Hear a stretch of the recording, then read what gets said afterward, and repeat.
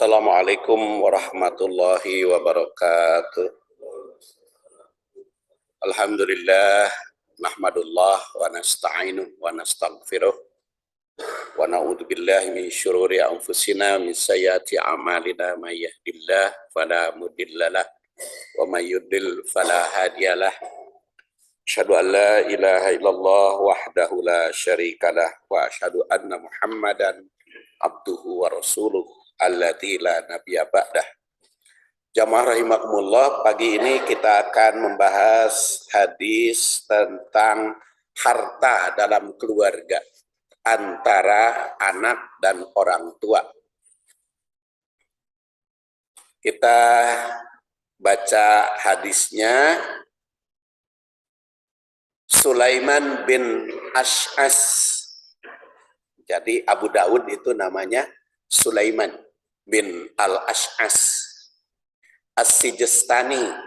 Abu Daud yang lahir 202 wafat 275 meriwayatkan haddasana Muhammad ibnul Minhal, haddasana Yazid bin Zurai, haddasana Habib al-Muallim an Amr ibn Shu'aib an abihi an jaddihi anna rajulan atan Nabiya sallallahu alaihi wasallam faqal ya Rasulullah inna li wa malan wa waladan wa inna walidi yahtaju mali qala anta wa maluka liwalidika inna auladakum min atyabi kasbikum fakulu min kasbi auladikum. Jadi kata Abu Daud, dia telah menerima hadis dari Muhammad bin Minhal, yang menerima hadis dari Yazid bin Juraik, yang menerima hadis dari Habib al-Muallim, dari Amr bin Shu'aib, dari ayahnya Shu'aib, dari kakeknya Jaddihi. Inna rajulan, sesungguhnya seseorang laki-laki datang an-nabiyya kepada Nabi sallallahu alaihi wasallam.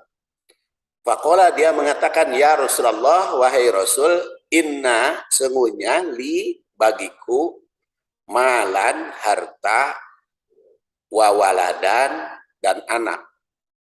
Punya harta dan punya anak, jadi sudah dewasa dia yang menghadap kepada Rasul itu. Wa inna walidi, dan aku juga, dan sesungguhnya saya juga punya ayah, orang tua, yahtaj, butuh, mali, hartaku. Qala, maka Rasul bersabda, anta, engkau, wa maluka, dan harta engkau, liwalidika, bagi orang tuamu.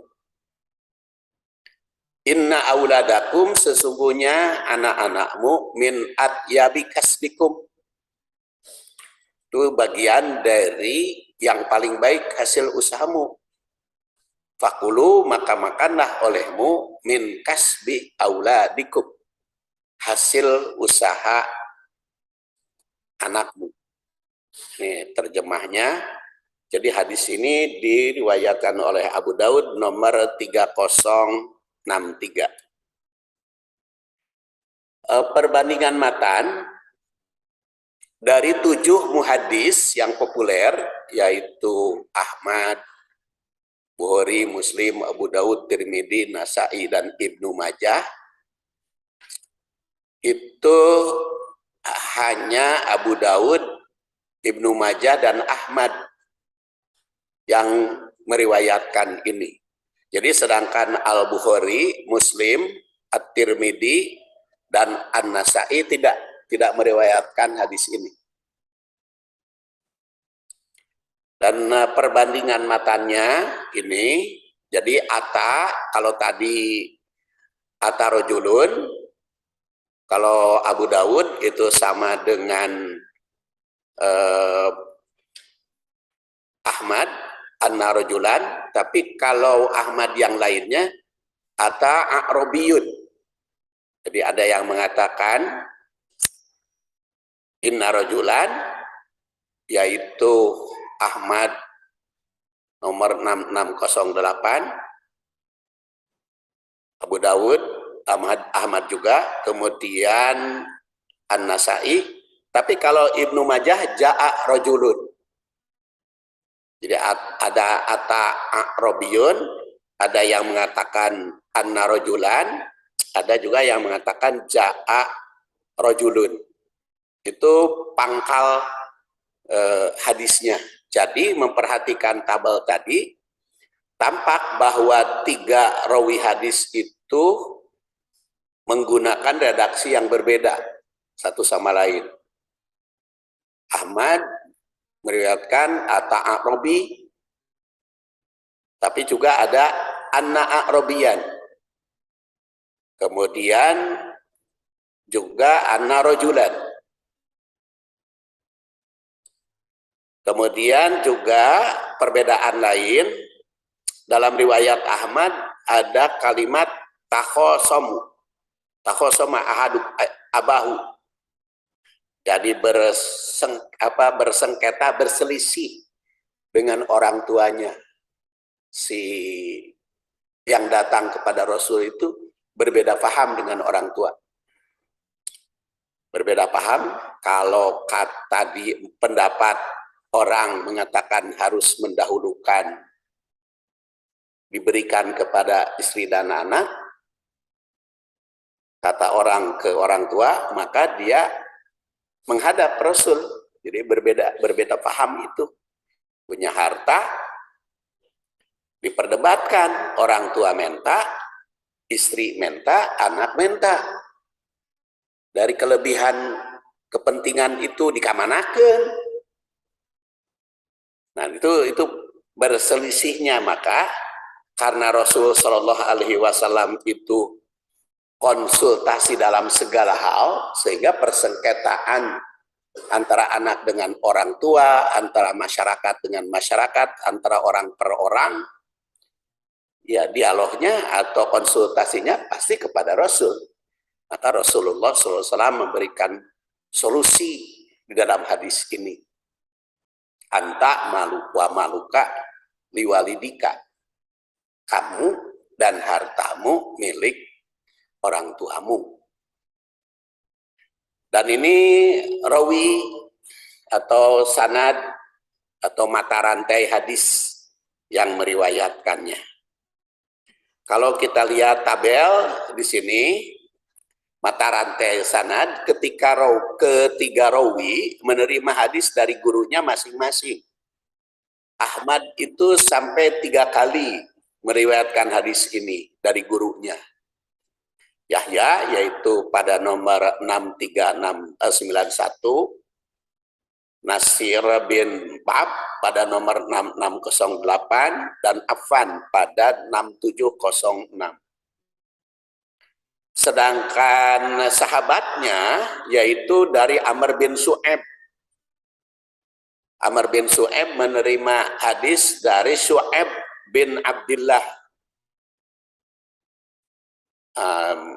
Dan Abdullah itu menerima hadis Su'aib bin Habis dari kakeknya, yaitu bernama Abdullah bin Amr. Abdullah bin Amr bin As. Nah, sedangkan Abu Daud meriwayatkan hadis ini dari gurunya Muhammad bin Minhal. Ibnu Majah pada 2283 Muhammad bin Yahya.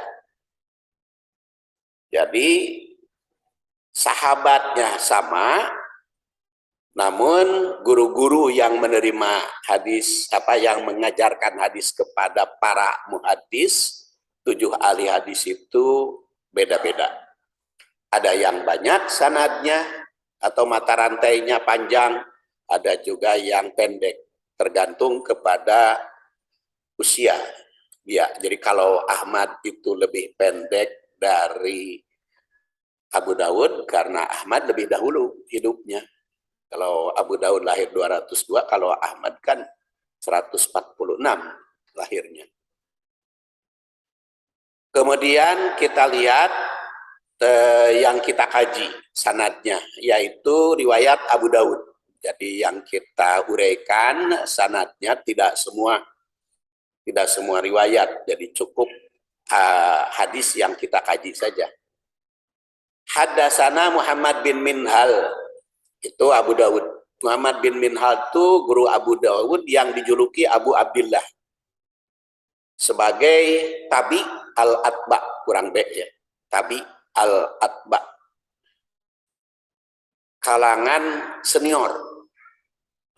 Jadi tabi al-atba itu tabaqat keempat. Pertama adalah sahabat, kedua tabi'in, ketiga atba tabi'in, keempat tabi'ul atba. Hidup dan wafat di Basrah tahun 231 Hijriah wafatnya. Hadis melalui jalur ini diriwayatkan oleh Abu Daud ada 10 hadis. Muhammad bin Minhal menurut Al-Ajli serta Ibnu Hajar Al-Asqalani yang wafat 852, Yahya bin Ma'in itu sebagai sikoh, orang yang dapat dipercaya. Dan menurut Ad-Dahabi Al-Hafidh, orang yang hafal. Dari Yazid bin Zure. Yazid bin Zure dikenal dengan Abu Muawiyah, itu sebagai atba tabi'in, tapi bukan Muawiyah bin Abi Sofyan ya. Muawiyah lain lagi. Atba tabi'in pertengahan, orang Basrah, wafat 182, dan Abu Daud meriwayatkan hadis dari beliau sebanyak 59. Dan dianggap oleh para ulama sebagai sikot, Ad-Dahabi Al-Hafidh. Dari Habib Al-Muallim. Nah ini diriwayatkan oleh Abu Dawud, hadisnya ada 11. Beliau wafat 130. Kemudian dari Amr bin Su'aib. Beliau merupakan cicit dari sahabat Rasul yang bernama Abdullah bin Amr bin As. Amr bin Su'aib itu Muhammad bin Abdullah bin Amr bin As, dikenal dengan nama Abu Ibrahim sebagai tabi'in, tabi'in pertengahan. Hidup di Marurad, wafat 118, hadis diriwayatkan oleh Abu Daud 79. Ibnu Hajar itu menilainya soduk. Dari Abihi, yaitu Syu'aib bin Abdullah, dan dianggap sahih oleh Abu Daud, hadisnya di 74. Dari jadihi, sumber hadis ini dari kakeknya, jadi Amru bin Syu'aib bin Abdullah bin Amr bin As. Artinya sahabat yang meriwayatkan hadis ini adalah Abdullah bin Amr bin As. Abdullah bin Amr bin As itu sudah kita kenal, yang wafat 63 Hijriah, putra Amr bin As. Amr bin As itu adalah sahabat yang politikus, ya. Yang politikus, sampai oleh Umar bin Khattab diangkat panglima perang menggantikan Khalid bin Walid. Jadi Amr bin As itu politikus dan pernah berkuasa di Mesir dan pernah jadi juru bicara Muawiyah bin Abi Sofyan. Dengan ketika berbeda paham dengan Ali bin Abi Thalib, maka Ali bin Abi Thalib mengangkat Abu Musa al-Asy'ari, sang kiai, ustadz, sedangkan Muawiyah bin Abi Sofyan Amr bin As. Karena Amr bin As itu politikus, sehingga hebat pada saat itu kan. Kata Amr bin As, kalau supaya netral, maka khalifah harus mengundurkan diri dulu. Maka Ali bin Abi Thalib mengundurkan berhenti dari kekhalifahan. Kemudian dia pidato, karena khalifah Ali berhenti, maka Muawiyah bin Abi Sofyan yang jadi khalifah. Itu hebatnya Amr bin As. Sehingga jatuhlah ke Muawiyah. Ya tentu saja diprotes oleh para ahli yang lain.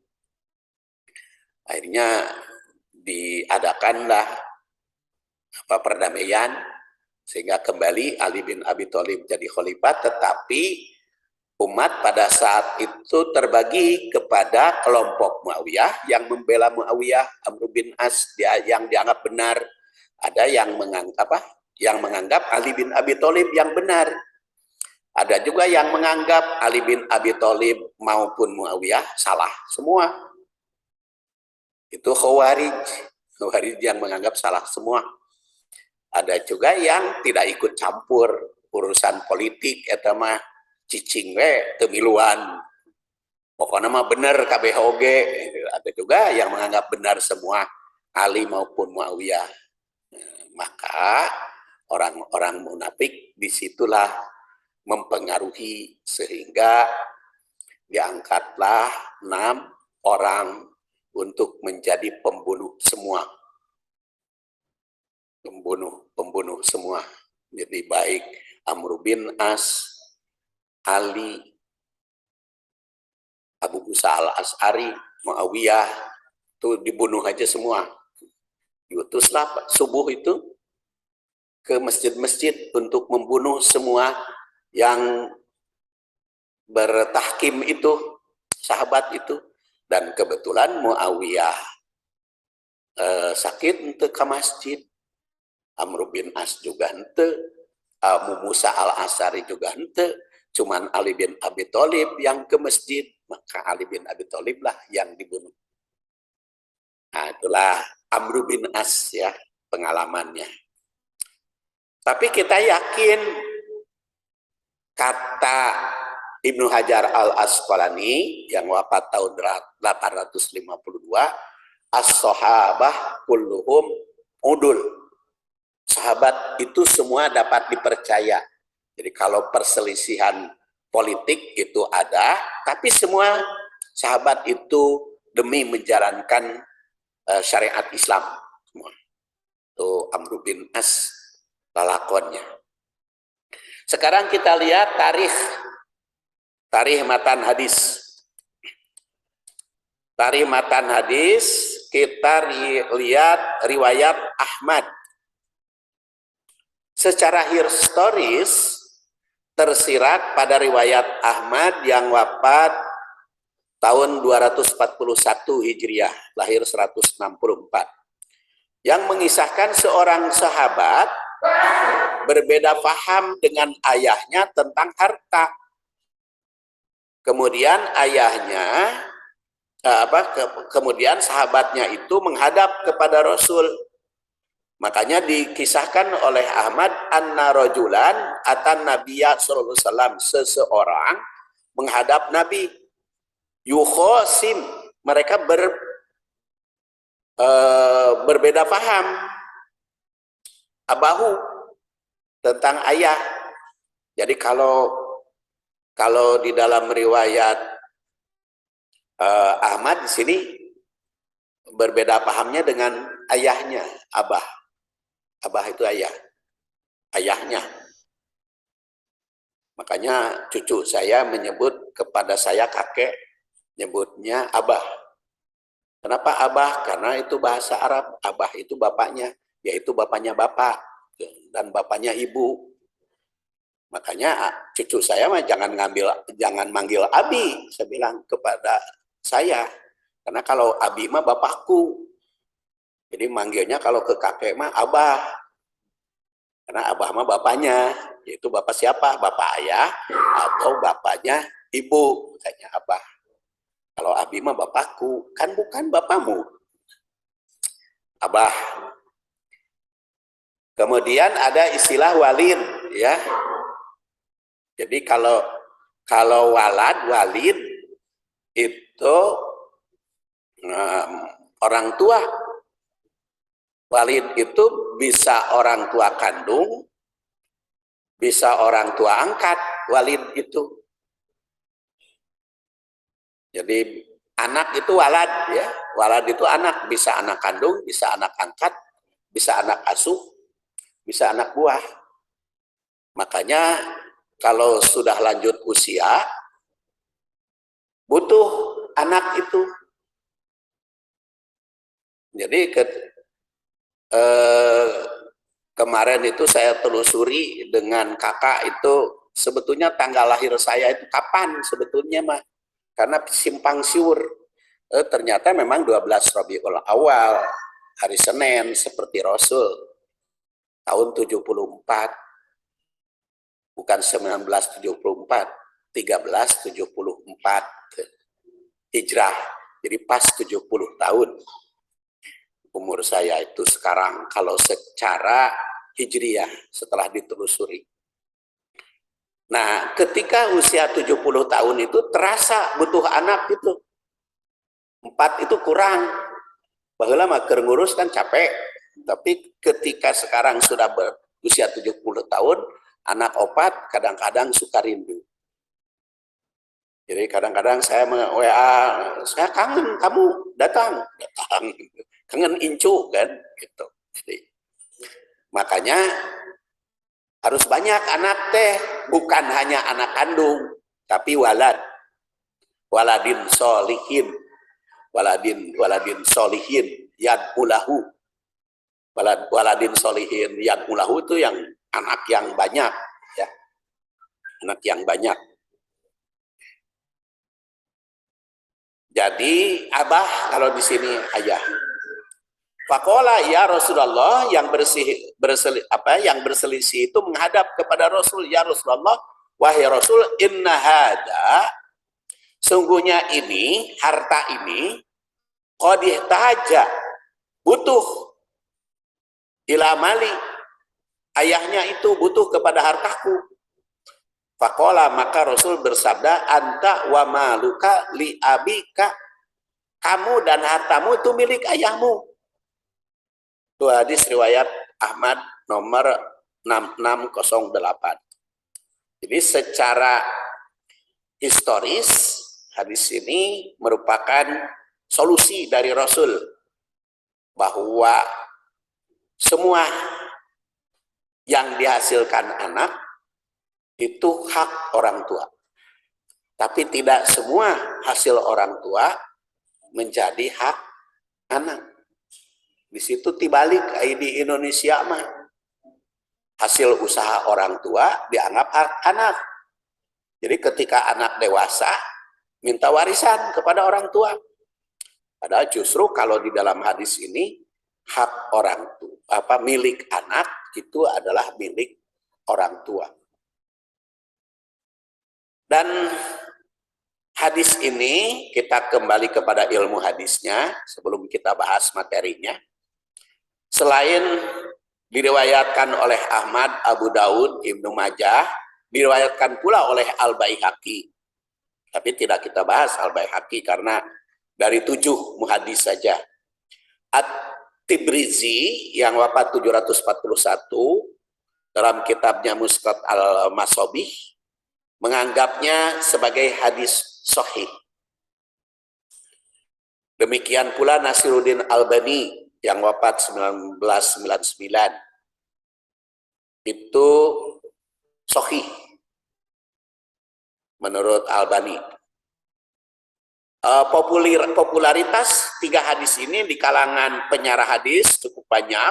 Ainul Ma'bud itu syarah Abu Daud, kemudian Tuhfatul Ahwadi syarah Imam Tirmidzi, Hasyiah As-Sindi itu syarah Ibnu Majah, dan Musnad Abi Hanifah. Yang kita ambil semuanya itu di dalam syarah hadis nanti. Ibnul Qotton juga menyebut bahwa mata rantai sanad ini hadis sahih.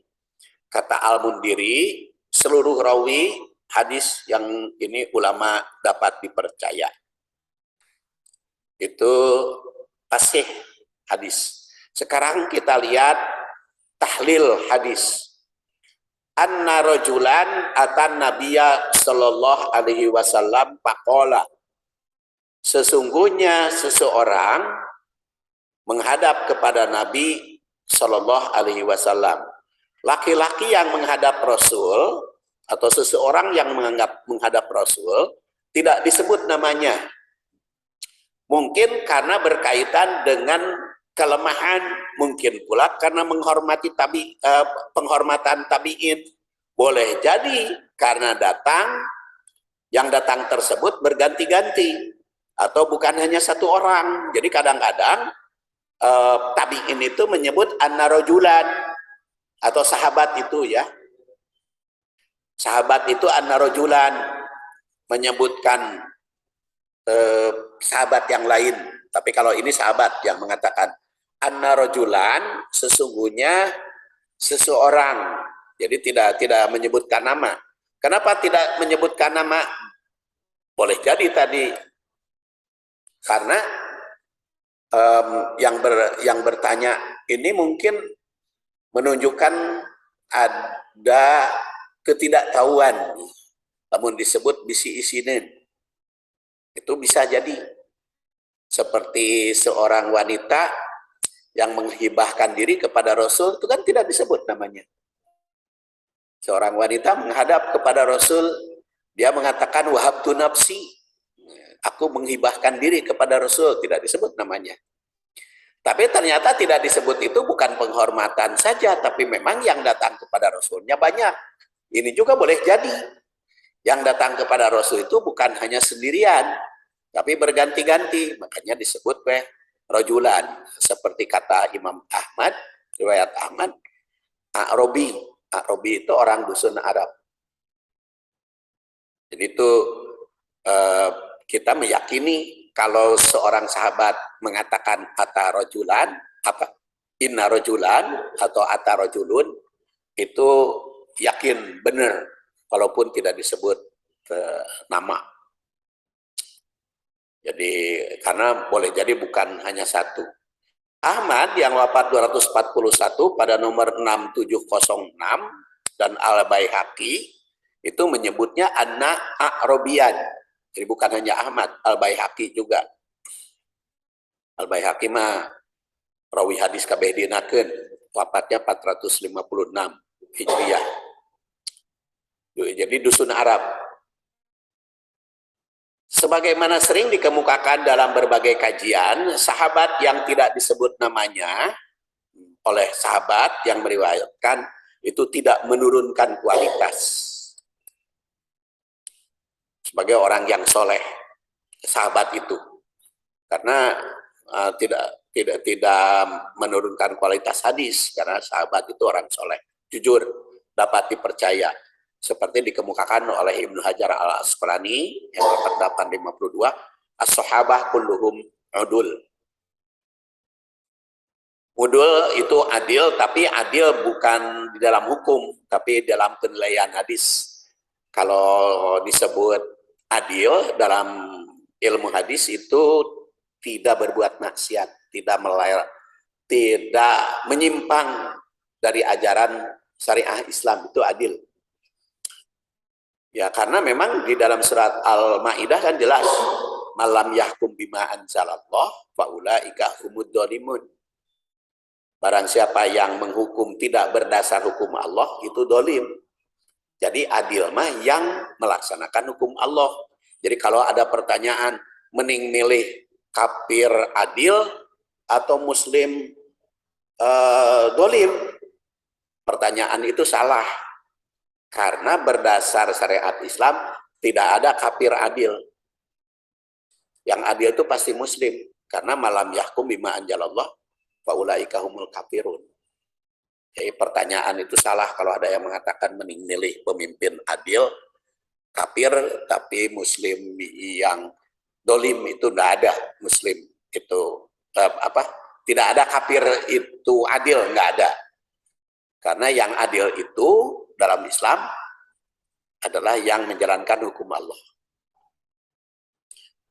Ibnu Majah meriwayatkan bahwa yang menceritakan seorang laki-laki datang kepada Rasul itu adalah Jabir bin Abdullah. Jadi bukan hanya Amr bin As, kata Ibnu Majah, juga Jabir. Jadi oleh karena itu bukan hanya sahabat satu. Yang meriwayatkan hadis ini bukan hanya satu sahabatnya, tetapi juga ada sahabat yang lain, yaitu Jabir bin Abdullah. Jadi jelas hadis ini dapat dipercaya karena sahabatnya bukan hanya satu, masuk juga Jabir bin Abdullah.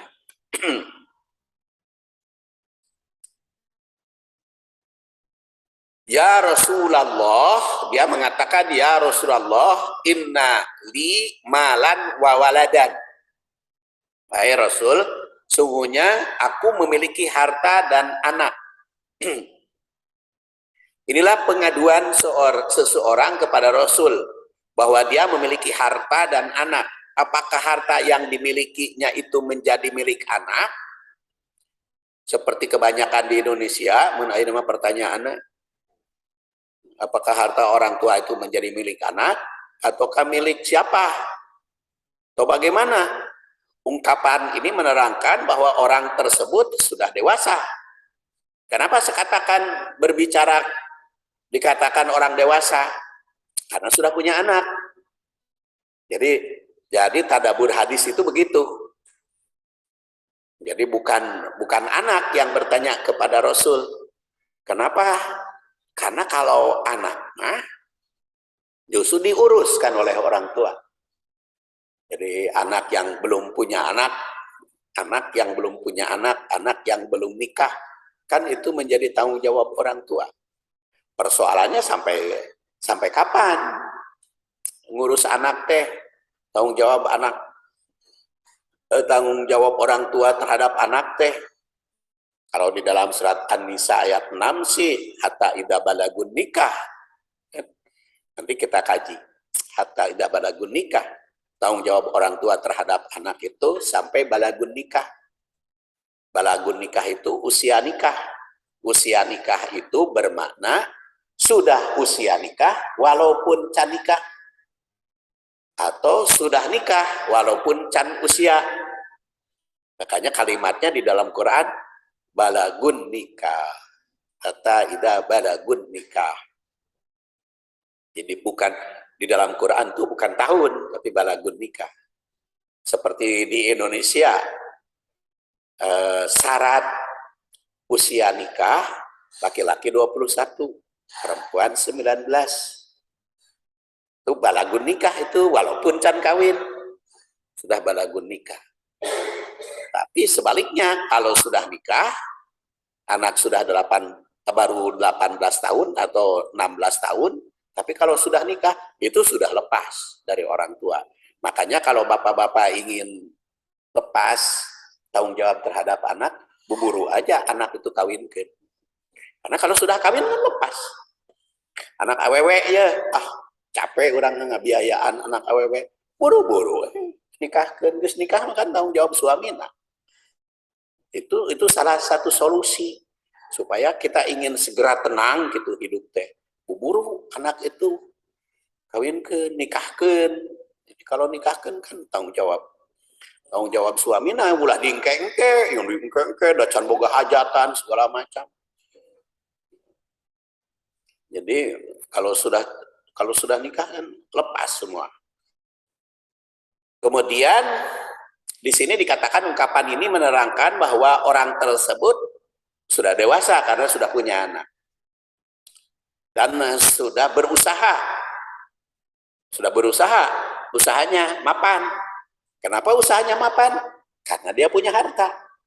Yang konsultasinya pertama sudah nikah karena punya anak, kedua sudah punya anak, ketiga punya usaha.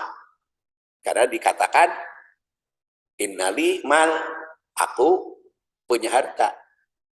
Dia juga sudah sadar bahwa hartanya itu bukan hanya untuk kepentingan diri sendiri. Ya.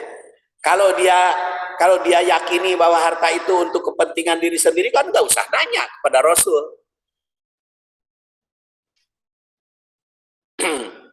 nggak usah menghadap kepada Rasul kan. Seorang sahabat itu kalau dia yakin bahwa harta itu karena hasil usaha sendiri, ya udah dimanfaatkan aja oleh sendiri. Tapi justru dia bertanya kepada Rasul karena ternyata yakin dia itu. Harta itu bukan hanya untuk diri sendiri, bukan hanya untuk milik yang dimanfaatkan sendiri. Dia juga sadar bahwa dari hartanya ada hak untuk anak. Makanya nanya, anak juga punya hak, istri juga punya hak. Utamanya anak yang masih kecil. Anak yang masih kecil kan punya hak dari orang tua. Dan dalam Al-Quran itu tersirat bahwa anak kecil itu menjadi tanggung jawab orang tuanya hingga dewasa, hatta idza balagun nikah tadi.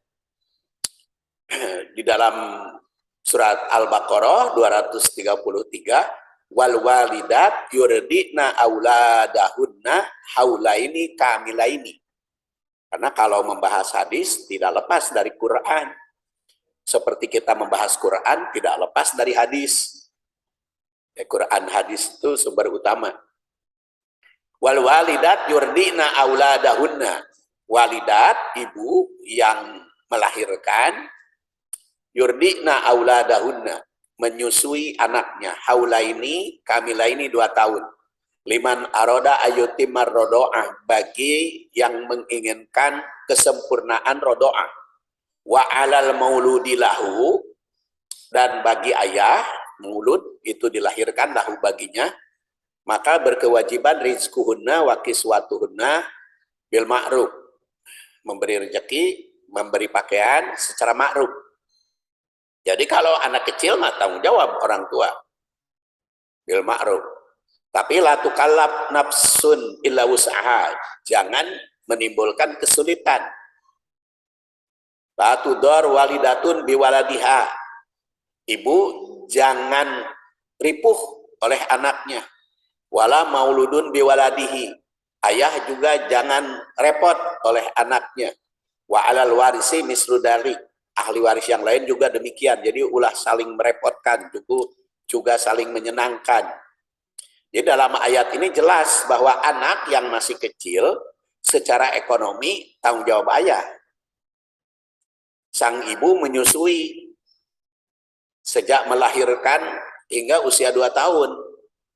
Jadi ibu memang tidak otomatis tanggung jawab masalah ekonomi ayahnya. Wal mauludu lahu rizquhunna.